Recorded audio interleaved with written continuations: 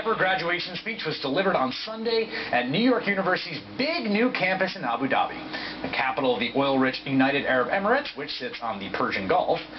The place is billed as a world-class center of cutting-edge research, scholarship, and cultural activity. NYU Abu Dhabi has positioned itself as a cosmopolitan reflection of a globalizing society, despite its location in a country where criticizing the government is a crime. And for its first ever commencement ceremony, it attracted no less than Bill Clinton to speak to the graduating class. Yet the entire thing, the whole gleaming spectacle, appears to be built on the absolute ugliest foundations. Last week, New York Times reported that some of the roughly 6,000 immigrant workers who built its new campus were charged a year's wages to land the job, denied access to their travel documents, and arrested, beaten, and deported for going on strike. Violation of NYU's Statement of Labor Values, written in 2009. NYU apologized to the workers who were not treated in line with the standards we set. NYU President John Sexton placed the blame in part on contractors who weren't under the university's control, even though the general contractor that helped oversee construction is run by a trustee of NYU's board.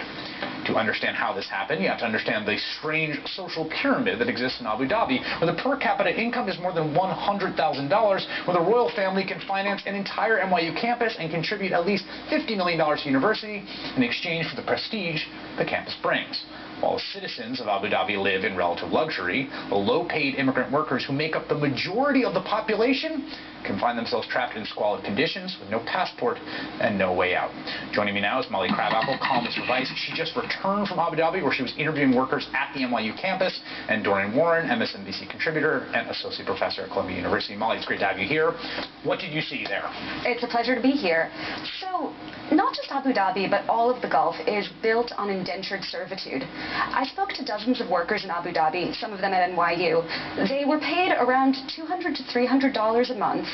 Every single one of them paid a recruitment fee, and not a single one was allowed to keep their passports. This is key, this detail to me. The thing that sends chills up my spine when I read about working conditions is not allowed to keep their passports. I mean, if you find yourself in a situation where and you're abroad and someone takes your passport, you panic because you have now just been essentially had handcuffs slapped on you, and that is the standard operating procedure for these workers. Well, in Abu Dhabi, they have something called the kafala system. Yeah, explain that. So the kafala system means that every single worker is sponsored by their company. They sign 2-year contracts. The company kind of owns them during those 2 years. And they have no status independent of their employment. No, they have no status independent of their employment. They can run away, but if they run away, they become a sort of rightless unperson. And they can even be slapped with exit fines if they leave. So these workers are utterly powerless.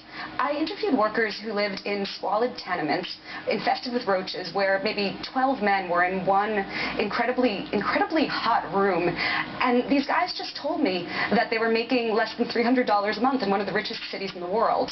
In one of the richest societies in the world. I mean, it's not like there is no money, right? It's not like there's no money in Abu Dhabi or no money in NYU to ensure that these folks were paid something less horrific than what it sounds like they were being paid. It's absolutely true. When I asked these men if NYU had ever offered to pay their debt like NYU said it would, they laughed and laughed. They said, no one will ever pay our debt. So this brings up a broader question, right, about these. There's this expansion happening. You've got universities. You've got Duke is in China, Northwestern is in Qatar, NYU is in Abu Dhabi, Yale is in Singapore, 70 more, right? The global 1% loves American universities, right? And American universities figured out, oh, we don't have to wait for them to send their kids to us. We can go to them, right? It's a brilliant value proposition. But you start to get into some pretty complicated moral terrain, as we're seeing here. Nothing makes me happier to work at that other institution uptown right now than this story. Look, this is the trend among rich elite universities. And we have to remember, universities are institutions of higher learning. They are also employers. And this is a very common tactic of employers in this country and around the world. In a world of supply chain, where a company hires a contractor to perform work, there's something called legal distance. So the primary employer tries to put legal distance between them and the contractor, knowing that there are a range of labor violations happening. This is common. This is common. We saw it, of course, the disaster in Bangladesh when the building collapsed, right? The initial from the companies that were getting their stuff sourced from there said this was all an intermediary. We had no idea, of course. And then NYU can raise its hand and say, look, it's not our responsibility. We have this code of conduct for workers' rights, but it adheres to the local laws, which, by the way, there is not a right to join a union or engage in collective bargaining. That's the question, Molly, for you. Is like, is there any plausible story whereby NYU, which has some experts lying around they can consult, it is a university, could go into this just thinking like the kafala system and all of its deprivations was not going to be part of how this campus got built? No, it's utterly implausible. When the faculty or when the administration tries to deny this, they're living in a Marie Antoinette bubble. The labor conditions in the Gulf are well known. All anyone from NYU had to do was just go to a camp and ask someone, how much money are you making? Which is what I did. Abu Dhabi and the UAE are kingdoms of fear. These are countries where dissent is absolutely illegal. That dissent might be the sort of minor act of courage it is to criticize the government. It might be to form a union.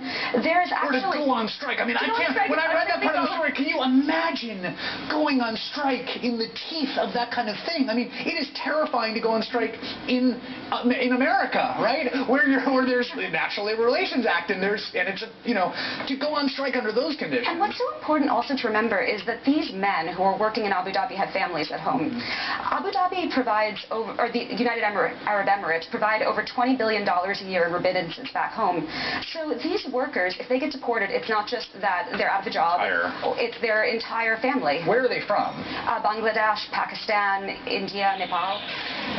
World Cup is just 2 weeks away, but in soccer-mad Brazil, where the World Cup is being held this year, the mood is often one of frustration, not celebration.